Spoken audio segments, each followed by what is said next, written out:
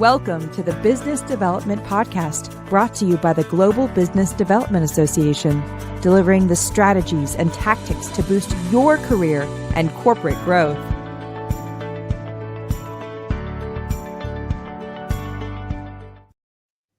Hello, BD pros, and welcome to the Global Business Development Association podcast called What is Business Development?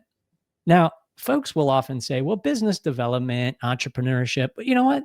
Those are just part art and part science.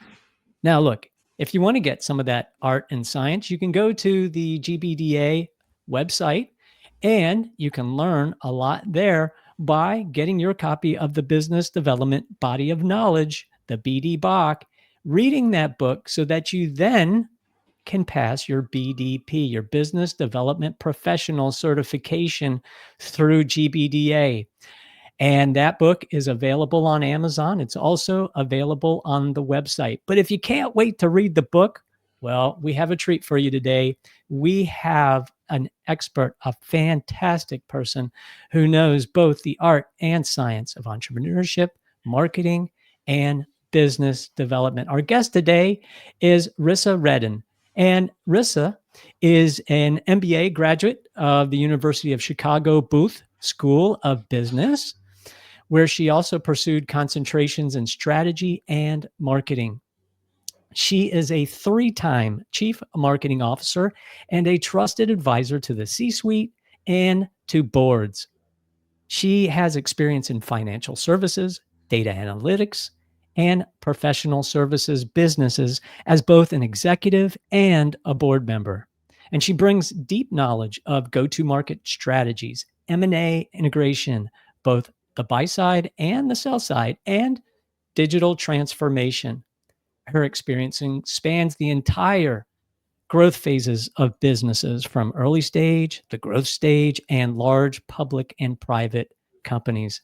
She's spent more than 7 years on early stage wellness and mental health company boards and more than 20 years on nonprofit boards. And she also gives back to the community through the Embark Collective. Embark member companies have received 96% survival rate and created 1,200 tech jobs and raised more than $600 million in funding, contributing almost $200 million annually in wages and growth capital to Florida's economy. Wow. Rissa Redden, welcome to the show. Thank you so much, Tony. It's a delight to be with you. Rissa, such exceptional depth in your background, tremendous knowledge about marketing, and marketing not just as an executive leader, which you've done that many times before at every phase of growth in a business, but also your depth in supporting as a board member. And so, just tremendous visibility, what you've seen in your career, I think so many business developers can learn from. And some business developers may be listening to this thinking, wait a second, I'm a BD person. I don't do marketing. Well, guess what, folks? When you read through the business development body of knowledge, we go through the entire customer journey. And where does every customer journey start? It starts at the awareness phase of the customer journey. That is the domain of marketing. They have a primary mission of gaining the attention of your prospects. Then those leads moved into the activation phase, which is where you, the business developer, often get involved in the prospecting phase. So understanding what marketing does is critical to your success as a business developer and for the success of the entire go-to-market team. That's marketing, business development, and sales. So Rissa, tell us a little bit, how did you start in the marketing profession? Sure. I really fell in love with marketing in business school. As you mentioned, I attended University of Chicago, and I really loved that combination of art and science that you find in marketing. And, to the point that you raised, I love your perspective on go-to-market is a team sport, and we all need to be reading from the same playbook. And marketing has a different role to play than sales or BD, but it's so connected, and we all need to be in lockstep when we're thinking about how to drive awareness, how to really create that demand in the marketplace for what it is that we have. And Wow. getting back to your original question, I fell in love with marketing at University of Chicago. I remember sitting in a classroom with Franz Leclerc, and I just remember thinking a light bulb has gone on for me, that this is really what I love, and it really fuels me and fires me up in a way that I had not encountered with other disciplines. Yeah, well, let's face it, marketing people have so much fun. That's right, we It do. it is just it's cool work, okay? Uh, Maybe almost as cool as business development. No, I'm Almost. just I've got no, look, getting right back down to it, business developers, you really need to understand marketing, and you can apply a lot of the principles of marketing to your day-to-day, because now business developers are creating a lot of their own content. They're creating their own brands. So you are your own chief marketing officer as a business developer, because the company you're with today, you may not be with them in the future. Everybody knows that. And so building your own personal brand is something that will carry you forward way beyond just what you do within your corporation. And you can learn a lot today from Rissa about her top 3 tactics and takeaways about marketing that business developers need to know. So Rissa, can you share with us what's your top go-to tactic in marketing? So I've got a lot of them. And before I mention the three, I do want to piggyback off of something that you just said, Tony, around personal brand. And I think that there's such importance around developing your personal brand, but then also connecting it to your corporate brand, that I think that there is something really authentic and beautiful when people do that well. And I think that you don't need the brands to be the same. You need to create a connection between them. And I think that that's where there's some art, if you will, and something that I love to see, whether that's a LinkedIn post or something else that somebody might be doing. But getting to the three tactics, number one, I'm a huge fan of podcasting. That is probably not a surprise, but podcasting, I've used podcast programs as a real way to unite the go-to-market team. And it's thinking through, who are we prospecting? How might we invite that prospect to be a guest on the podcast? And are there other opportunities, whether it's in advance of an upcoming event or a partnership that we're establishing? But I think that there's a lot of really nice opportunity to extend the invitation. And even if somebody declines, I think that that's still a really beautiful touch point to your point, drive awareness, to let people know who we are, what we're doing. I think that that's really powerful. And in my own experience, we had a guest on, and at the end, when we were just wrapping up, the guest said, "Oh, I'd like to make an introduction for you to our chief digital officer." And that conversation landed a $2 million opportunity for the business. So I think, it's such a relationship development tool. It's a business development tool. It's a marketing tool. I think that it's a really fantastic way to build relationships in the marketplace. Number two, something that I'm a huge fan of, I really love Megan Raudebush and her work at Keep With. And Keep With is focused on helping people better network. And she is a big advocate of dedicated networking time, that every week you put it onto your calendar. I like to do that on Fridays. For whatever reason, I like to think about the week that I had and the week that I'm about to have, and who are the people that I haven't talked to in a while, or is there a piece of thought leadership that reminded me of somebody and I'm going to send it over to them. But I think that that's really nice to block the time, because otherwise it just never seems to get done, or it falls to the bottom of the list. So dedicated networking time is something that I am a big fan of. Something that my third tactic that I've been experimenting with, I just read an article from Ingrid Fetell LeeDescription, and I just love her. She wrote the book Joyful. And it's something in her newsletter about how we engage in conversation with people. And it's a little bit of a gamification, if you will. And it's this idea that when you engage in an event or you meet somebody for the first time, you avoid saying the word I or me or mine. And it's all about listening to the person before you and really engaging with the person before you versus waiting for them to finish talking so that you can start talking. And so that's been something that I've been playing around with. And it sounds very simple, but I feel like it's a little harder than I might have anticipated, but it's been a really fun experiment.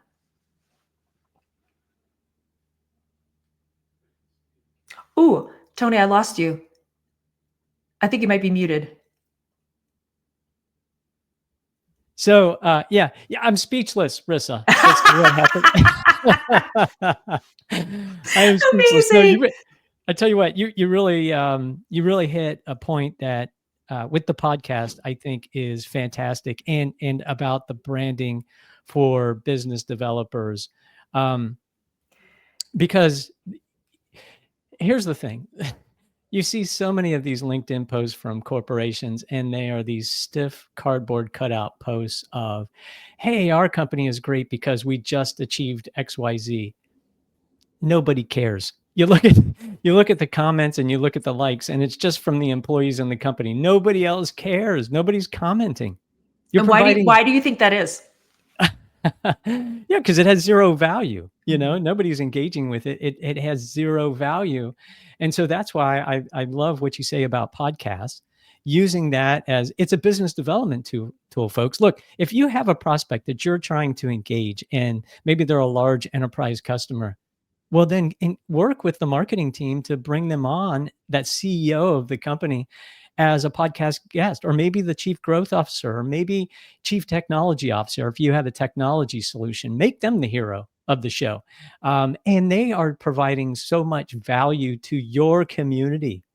Not to mention, you're leveraging their network of relationships because they end up reposting it, commenting, sharing. So does their corporation typically.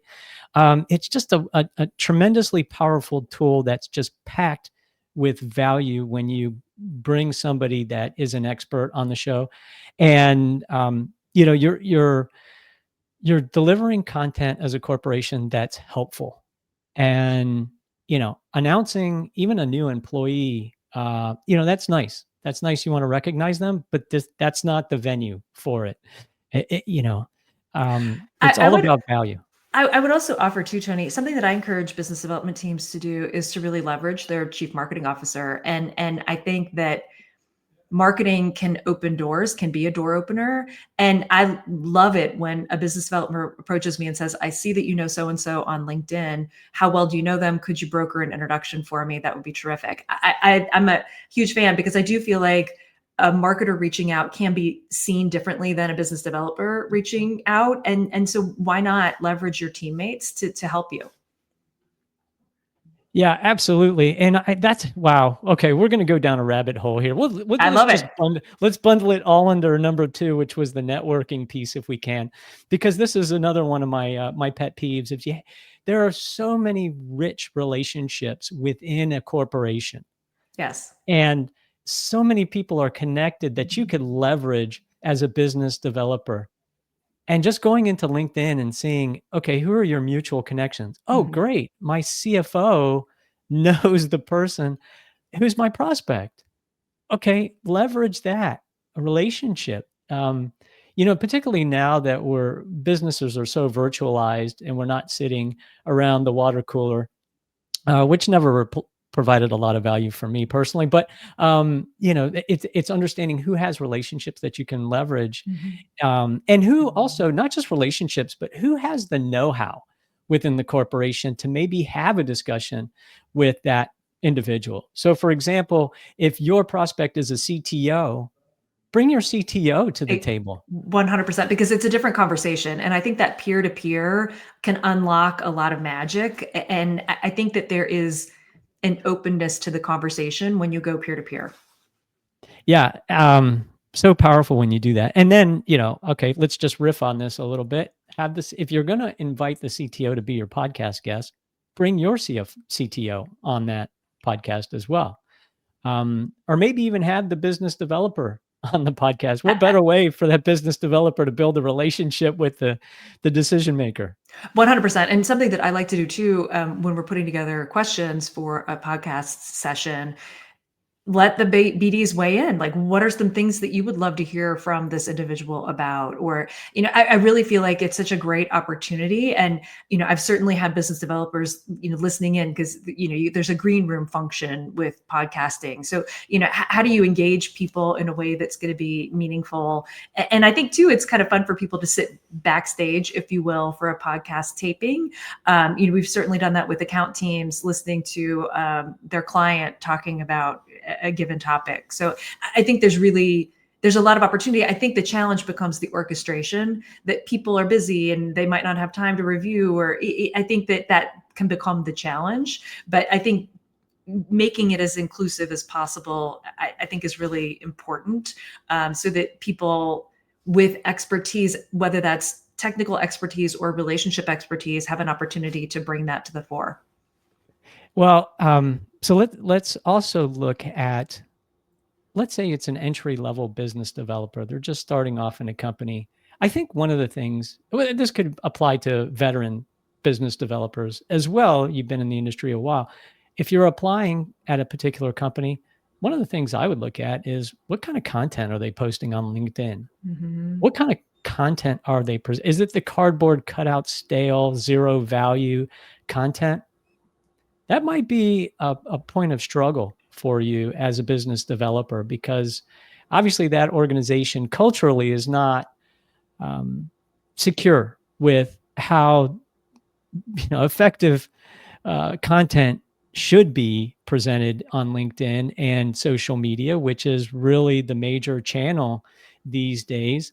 So that would be something I would look at, and also look at what are the other business developers in that company posting. Are they posting anything at all?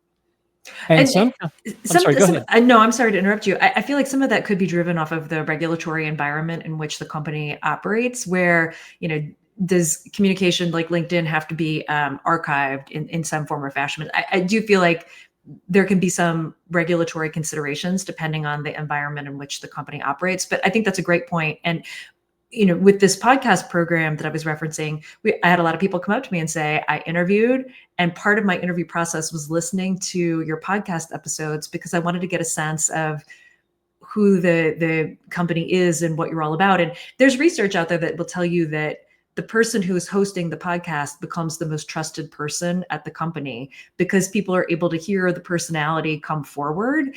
And I think that there's something really interesting about how best to leverage that. But the program started off as a brand program, and then it morphed into so much more. And then it even became a bit of an employer brand tactic, where people were listening as part of their interview process and sharing with people that were interviewing. So it really became this very multifaceted program.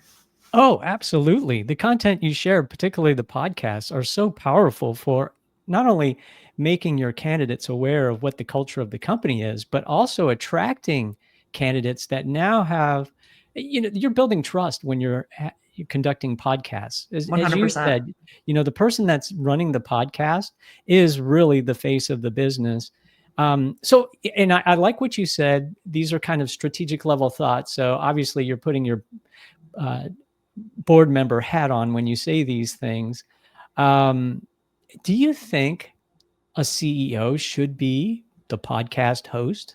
I think that that's tricky because I think that, it can take up a lot of time. As you well know, creating a podcast is no small feat. And when you commit to a podcast program, you really need to make a commitment over time, energy. So it's a great question. I mean, if you can build the infrastructure around the CEO to support that, great. But I could see too that you have a host who is not the CEO, but the CEO is a guest.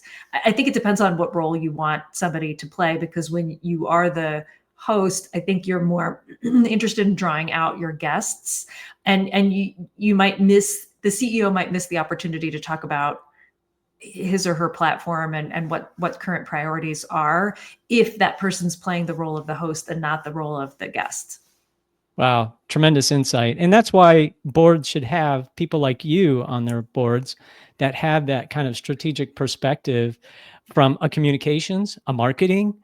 It really gets down to advocating for the brand trust. That's right. And it just seems like when you look at a lot of boards, they just don't focus on that. They focus on other aspects of the business that are important.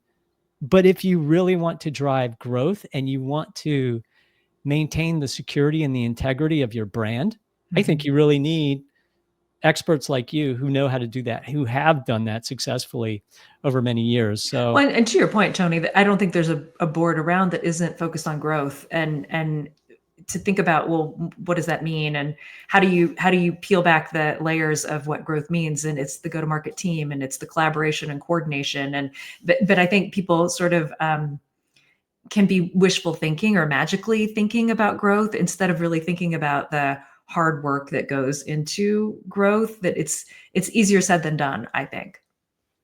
yeah, well, it is easier said than done. And that's why they need people like you who have done it many times before successfully to guide the way. So, okay. So I think podcasts, I'm a big fan of that number one tactic. And I just think it's so underutilized. But the second thing you mentioned was networking. Mhm. Um, And we had Jason Levin on the show recently. He's the author of a book on networking and just fascinating talking about, the strong connections, weak connections, that Mhm. sort of thing. I like what you said about just booking time on your calendar and making it a priority, just like, brushing your teeth, just like Mhm. working out. You have to do it. Sometimes it's uncomfortable for people to do it. Can you walk people kind of through how you actually do the networking? Obviously, you probably go on LinkedIn. You probably have um, some companies you do want to engage, some individuals you do want to engage. But how do you kind of walk through that? And then once you are connected with them, how do you kind of mature that relationship and advance the relationship? Sure. And I'll mention to somebody that I'm a huge fan of is Nicholas Epley out of the University of Chicago. And he's done research on talking to strangers. And the research was conducted on a commuter train in the Chicagoland area. And what I found fascinating about it is people might not want to engage when they're on their commute, but those who do are much more satisfied at the end of that commute. And so I think that there's this, if you it's a little bit like running. I don't love running, but I love having run. I feel very virtuous, I feel very strong after I've run, but the act of running is a little bit uncomfortable, and I feel it's maybe somewhat similar with networking, that you're so happy that you did it. You may not, you may feel a little uncomfortable because you're putting yourself out there in the moment, but then once you make that connection, it feels fantastic, and then you want to do it again, and you want to keep scaling and keep recreating that. But I think that as far as tactics that I like to use, I mean, to your point, LinkedIn, I feel like is my love language, and I spend an awful lot of time there looking at what people are up to, and seeing what reminds me of somebody else. Like I love to tag somebody else into somebody else's post because it just reminded me of them. And I think that there's something really nice about when people know that you're remembering them, and, oh, you know what, I need to talk to Rissa about this thing that I've got with this marketing project. And I think that artfully being top of mind with people, that you never want to stalk, or you never want to feel like you're aggressively pursuing people. It needs to feel like an exchange. But I think to put some things out there, you just never know what's going to come back to you. But I think that allowing for that magic to happen is a great one. And another thing that I love from Nicholas Epley is, I've struggled with this in the past, this idea of, it's been too long since I talked to so and so, so I'm not going to reach out. I'm going to let that go. And he's of the philosophy, and has done research on this as well, that if you reach out to somebody, they feel great because you've remembered them, and then you feel great because they feel great. And so it creates this, very virtuous cycle. And I think that that's always important to remember, because it can feel like, oh, I said I was going to follow up and I didn't, or it's been too long, or too much time has gone by. And he's essentially saying that there's never too much time that can go by, that just do the thing, and reach out to the connection, because you're ultimately going to feel great about it at the end, and you're also going to make somebody else feel really great. Yeah. Wow. Well, let's just start from the beginning there with that the study that you referenced. I think that is just so fascinating. People talking to just strangers on the subway. They felt so much better have with that conversation. And I think it's a fascinating study because my experience on big city subways is it's really a binary outcome when you talk to somebody on the subway. Either they engage in conversation or you get mugged. So so what do you have to lose? Just have that conversation. The worst you can lose is your money. No, but I mean, all kidding aside, having those conversations, if you, I think, approach from the perspective of a giving place, right, Rissa? I mean, Yes. whether it's a stranger, I'm here to share my joy with you. Let's banter, let's have fun. It's almost a playfulness, but also when you're talking to prospects is what can I do to help you? And I think that's what you're really saying is, even those weak ties that maybe, okay, you said you were going to get back in touch with them. Just do it. Just do it because it's just like a workout. Nobody loves working out per se, but everybody, I do it all the time. I finish the workout and I go, wow, I'm glad I did that. You never regret working out. Yeah. And so, networking is a muscle group. That's right. If you're a business developer or really any professional. And so just do it, just plan the time, just do it. Jason Levin had a great, a kind of way of doing that. He said, from the studies that he ran, if you reach out to one of those old weak ties and you reference something that was an event that you both enjoyed and you say, hey, I remember that time we did XYZ. It just, adds a little something to that. And then, what I've also seen is if you give them something of value, hey, I just saw this newspaper article. I thought it'd be great. Look at these statistics, might be helpful to you, just a little bit, again, from that giving mindset. I think this is so powerful what you're talking about with tactic number 2, Rissa. Okay, so let's bring it home with tactic number 3. So tactic number 3, listening. And I think that, everybody believes that they're a good listener, but some people are better listeners than others. And I think when you encounter somebody who is an incredible listener, it's like the world has fallen away and you are the only thing there. And I think to give that as a gift to somebody else by focusing your attention on them, I think can be really incredible. So when you say being a great listener, what do you mean by that? Like how do you demonstrate being a great listener? I love to ask questions. And this is something that I wish I had done earlier in my career, that I think that we fall into a trap of, well, I'm smart, so I need to have the answers, not ask for answers. And I think that that's such a misstep. And if I could go back and redo my 20s, that's what I would do, because I think to be curious is such an attractive quality, and you never know what that will yield or what that will lead to. But I think I love questions, and I love Esther Choi's book, Let the Story Do the Work. She has a focus on crazy good questions, and it's 20 great questions that you can ask. And it might be things like, what's something that you've spent a considerable time and energy on and you have zero regrets? Or, what's one house or room in your house that you would double if you could? Or, really interesting questions. And I think that they're joyful, these questions, to your earlier point, and to really let people lead with their joy is such a gift. Yeah. Yeah. So what room would you double in your house? Oh, that's a great question. Probably the music room.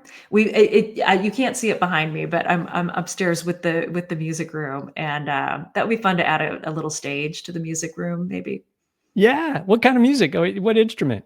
So I sing and my husband plays guitar, and we have a band called the Every Anythings. And it's been a while since we played out, but we need to get back at it. But we'll play open mic nights, and it's such a great metaphor for any relationship where you're outperforming and something inevitably is going to go wrong, and you just got to keep playing.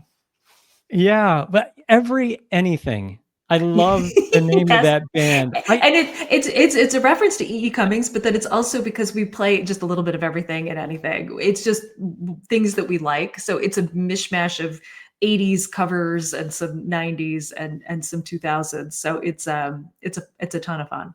Yeah, I think anything also adequately describes the job description of every chief marketing officer Yes, that's out there. it's broad. Yeah, do everything, do anything, make it look great, and be a big success and generate a lot of money for us. With a very small budget, yes. So folks, listen, if you know of a company that needs a board member that can do everything and anything, has done it, Rissa Redden is the person for that board. If you know a startup, if you know another company that needs a fractional chief marketing officer because everything and anything is getting completely out of hand, have them reach out to Rissa. Rissa, how can folks follow your work? How can they engage with you, connect with you? Please find me on LinkedIn. I would love to connect, follow along with what I'm up to, engage with my LinkedIn posts, but I would love to see you there. Okay, great. Well, Rissa, thank you. We'll have a link to your LinkedIn profile in the show notes so folks can follow and connect with Rissa there. Rissa, thank you so much for sharing your wisdom, your insights, and your experience with us today. A tremendous contribution to the business development profession. Thank you. Thank you so much, Tony. It was my treat. Thank you for listening to the Business Development Podcast. Join our free community of corporate partners and business development professionals advancing the art, science, and ethics of the business development profession at gbdassociation.org.